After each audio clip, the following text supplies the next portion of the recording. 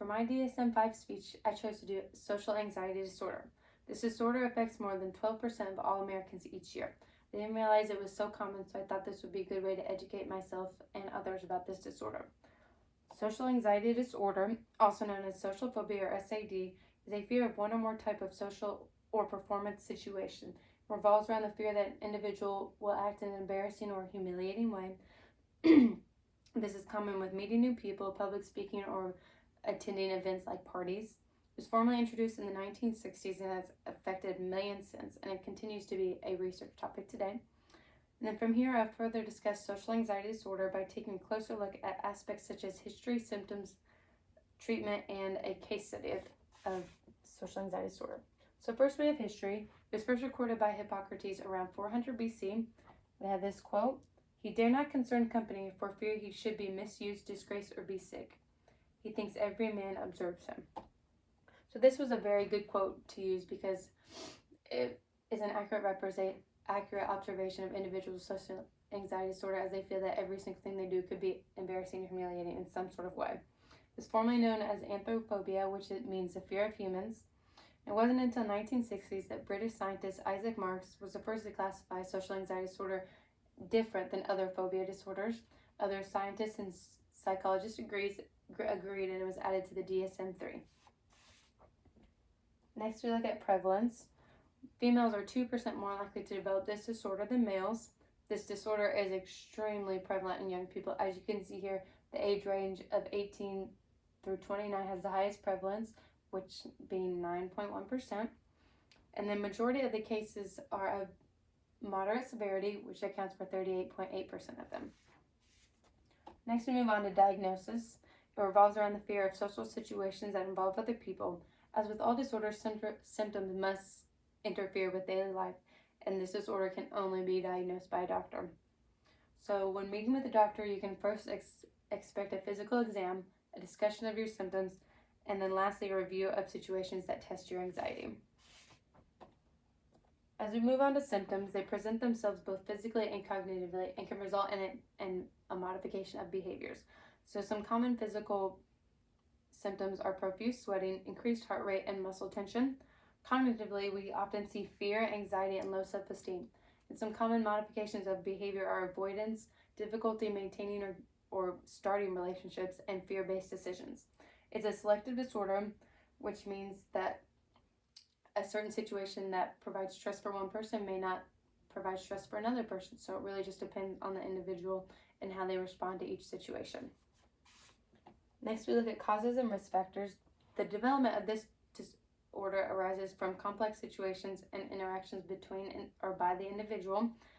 As with all disorders, it heavily relies on biological and environmental aspects. So first, we have inherited traits. Anxiety disorders tend to run in families, so if your parent or sibling has this disorder, you are at a greater risk for developing this disorder as well. Then we look at brain structure.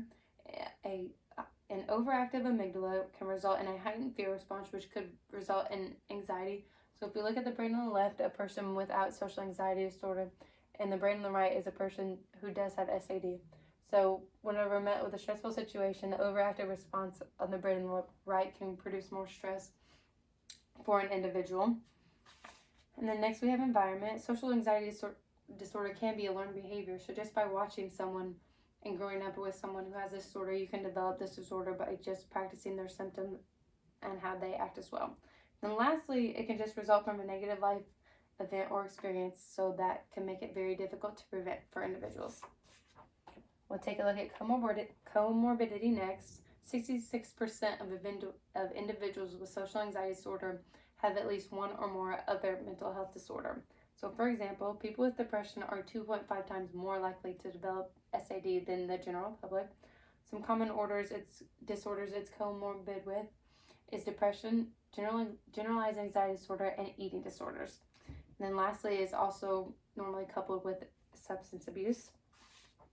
We'll look at treatment. There's two main types of treatment, with medication and without. So without, we'll deal with psychotherapy, which is also known as talk therapy. And then another common therapy is cognitive behavioral therapy, which recognizes and changes negative thoughts and behaviors. Next, we move on to medication, which is a large part of the treatment. First, we have SSRIs, selective serotonin reuptake inhibitors. They enhance the function of nerve cells in the brain, and common examples of this are Zoloft or Paxil. Next, we have anti-anxiety medication, which is able to reduce the amount of anxiety an individual has. And then lastly are beta blockers, which work by blocking the stimulating effect of epinephrine. So this can tackle the physical symptoms that individuals have, like beta blockers will reduce heart rate, blood pressure, and muscle shakiness. As mentioned earlier, there's no true way to prevent the disorder. It can happen to anyone, and it can happen just like that, as you will see in our case study. So there's really no true way to prevent it. Research is being done, though, when looking at groups that are high risk for developing this disorder, giving them cognitive behavioral therapy before they are diagnosed with disorders, so they won't reach the criteria for diagnosis.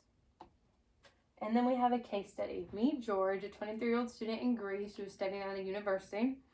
He was diagnosed with social anxiety disorder and social phobia situational type.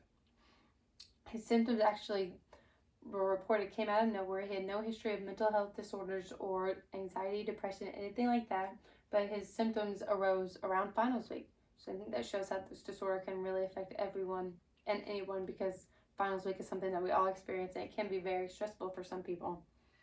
So George was triggered by social situations, planes, driving cars, and visiting tall buildings. So as you can see, this would interfere with his daily life. This trial tested the outcomes of cognitive behavioral therapy for individuals with social anxiety disorder.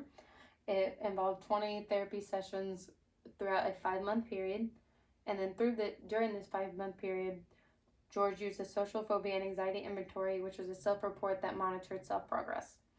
So during this trial, George was taught 4 techniques for sort of managing and dealing with his behaviors and thoughts during this time. First one, he was taught self-monitoring, as just mentioned. And then the next was cognitive reconstruction with modifying dysfunctional thought. Next was muscle relaxation, which he was trained in breathing and muscle relaxation exercises to help calm himself down. And the last was assertiveness training, which helped identify problematic situations, behaviors, and thoughts. So the 5-month trial was completed. He did through his 20 sessions, retake all the tests, and he no longer met the criteria for social anxiety disorder. So for him, this study was very successful.